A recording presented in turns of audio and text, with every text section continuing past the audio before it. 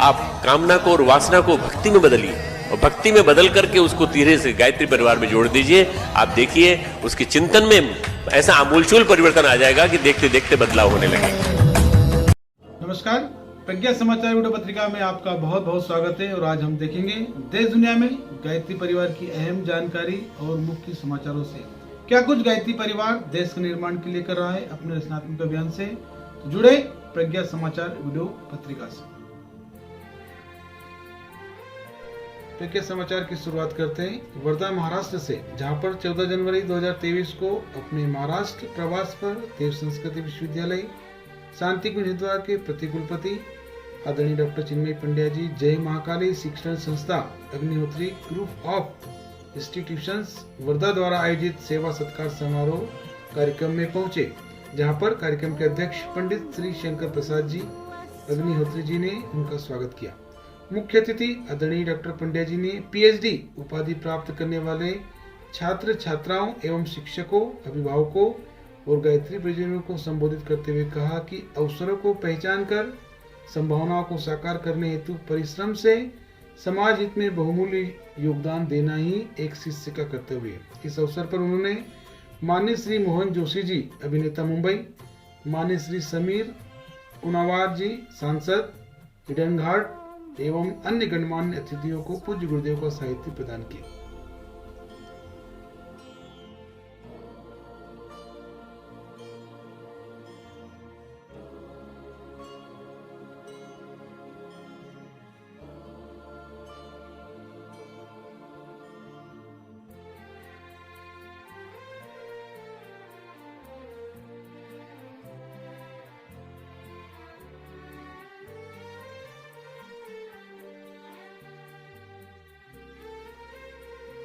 खबरों में आगे बात करते हैं विराट कन्या कौशल शिविर की, जो कि निरंतर मध्य प्रदेश के साथ अब अन्य राज्यों में भी सक्रियता के साथ संपन्न हो रहा है, जहां पर खंडवा की बेटियां निरंतर कन्या कौशल शिविर के माध्यम से नारी जागरण अभियान को जागृत कर रही है। नारी का सम्मान जहाँ है, संस्कृति का उत्थान वहाँ को लिए के लक्ष्य को लिए ये बेटियां मध्य प्रदेश के साथ अन्य राज्यों में भी कन्या कौशल शिविर के माध्यम से बेटियों को जागृत करने का बृहद काम कर रही है। कन्या कौशल शिविर के माध्यम से श्रेष्ठ संस्कार व चरित्र से परिवार और समाज का निर्माण करना, शारीरिक मानसिक बौद्धिक रूप से परिपक्व एवं आर्थिक रूप से स्वावलंबी जीवन जीना, योग प्राणायाम द्वारा स्वास्थ्य की रक्षा आदि करना है। शास्त्रों में कन्या को नारायणी व निर्मात्री कहा गया है। अगर नारी अपनी शक्ति को पहचान ले तो न केवल मैं हूँ बल्कि परिवार, समाज, राष्ट्र का निर्माण में भी अग्रणी भूमिका निभा सकती है। कहा जाता है यत्र पूजयंती नारी रमन्ते तत्र देवता। प्राचीन काल में जब देश जगतगुरु था तब हमने नारी की शक्ति की उपासना की थी। हमें समाज में नारी के रूप में उसे स्वरूप को पुनः प्रतिष्ठित करना होगा। इस हेतु नारी को समाज में उसे रूप अपना आदर्श प्रस्तुत करना होगा।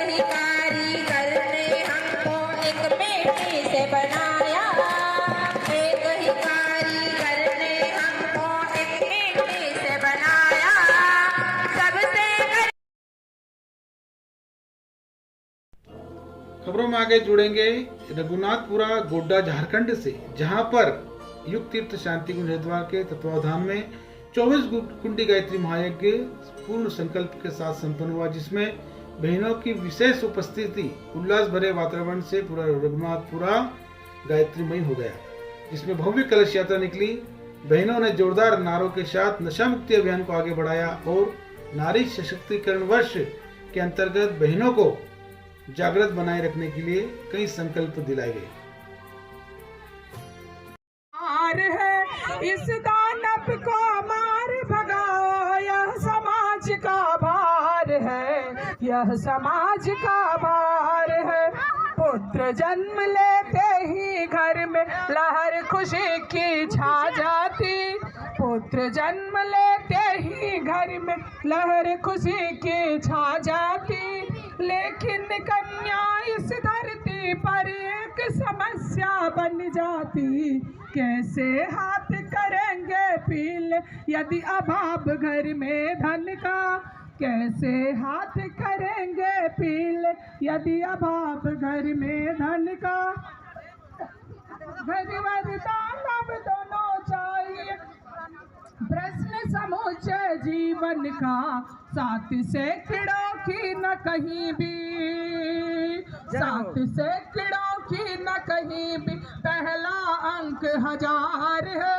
इस दानव को भार भगाओ यह समाज का भार है। यह समाज का भार है। इस दहेज ने ही फैलाया भारी अत्याचार है।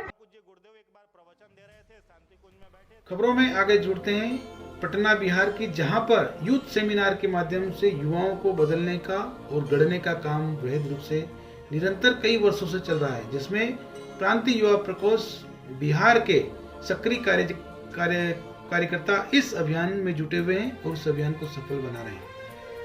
शैक्षणिक संस्थाओं में और ग्रामीण स्तर पर स्कूल कॉलेजों में निरंतर यूथ सेमिनार के माध्यम से हम बदलेंगे युग बदलेगा, हम सुधरेंगे युग सुधरेगा के कथनों को चरितार्थ किया जा रहा है और तमाम लोगों के जनमानस को बदलने का प्रयास यूथ ग्रुप बिहार के द्वारा किया जा रहा है। परम पूज्य गुरुदेव एक बार प्रवचन दे रहे थे, शांति कुंज में बैठे थे। शांति कुंज में बैठ करके अपना प्रवचन दे रहे थे प्रवचन हॉल में। अचानक से प्रवचन देते थे गुरुदेव ने एक लाइन कहा जिस पर कई लोगों को विश्वास नहीं हुआ। गुरुदेव ने कहा कि बेटे इस बार हम बहुत बड़ी नाव लेकर के आए हैं, बहुत बड़ी नाव लेकर के आए हैं। जो इस नाव में बैठ जाएगा उसको हम पार लगा देंगे।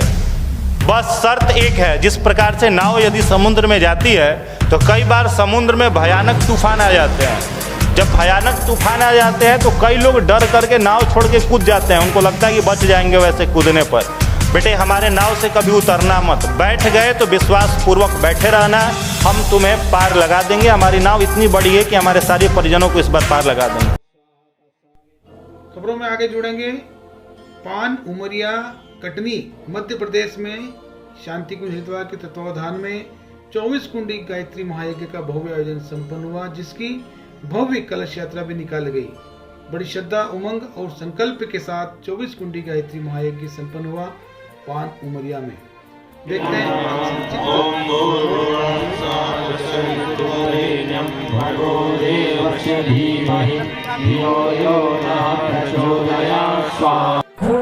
हम बस माँ से ही प्रार्थना करें कि आपके शरीर में खून बराबर भरा रहे और ऐसे ऐतिहासिक सुविधा और अद्भुत कार्यक्रम में आपकी भागीदारी बढ़ती रहे।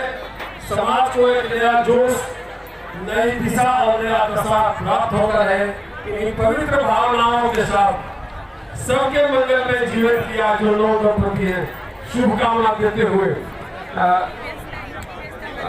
ये आपको एक बार बोलना होगा जिस मुहिम को ये चले हैं कि अनाचार का अंत हो। आप लोग बोलेगा दहेज प्रथा बंद हो। अगर आप नहीं बोले तो समझेंगे आप इस मुहिम में साथ नहीं है। अनाचार का अंत हो, अनाचार का अंत हो। अगर रोकनी है बर्बादी, अगर रोकनी है बर्बादी, बेटे बेटी नहीं बिकेंगे,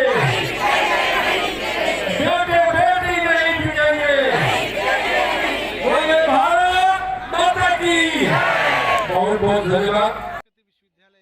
खबरों का रुख करते हैं देव संस्कृति विश्वविद्यालय शांति कुंज हरिद्वार उत्तराखंड की ओर, जहां की छात्राएं निरंतर देश के कई राज्यों में सामाजिक समीक्षा को लेकर इंटर्नशिप आयोजन कर रही है।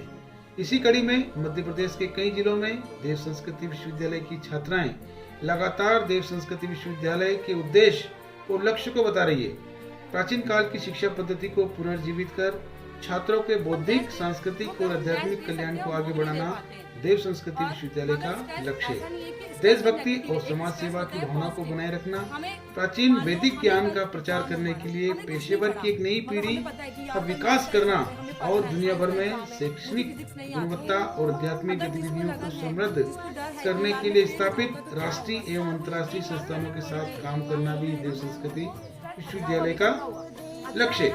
अनुसंधान, शिक्षण और प्रशासन में नैतिकता और गुणवत्ता के उच्च मानकों को बनाए रखना, मानव चेतना और यौगिक विज्ञान, मनोविज्ञान, भारतीय इतिहास और भारतीय धर्मशास्त्र, कंप्यूटर विज्ञान और अनुप्रयोग, समग्र स्वास्थ्य, गणित, ग्रामीण प्रबंधन जैसे विषयों की एक विस्तृत श्रृंखला में स्नातक, स्नातकोत्तर और पोस्ट डॉक्टरल कार्यक्रमों की पेशकश के अलावा पर्यावरण विज्ञान, जीवन प्रबंधन, वैज्ञानिक आध्यात्मिकता, भाषाएं, शिक्षा, इंजीनियरिंग, पत्रकारिता एवं जनसंचार। विश्वविद्यालय पूर्व और पश्चिम की आध्यात्मिक प्रथाओं के आधार पर एक उन्नत जीवन शैली को बढ़ावा देकर अपने छात्रों के चरित्र विकास में माहिर है देव संस्कृति विश्वविद्यालय। और यही सब बातें आम जन को देव संस्कृति विश्वविद्यालय के छात्राएं बता रही हैं।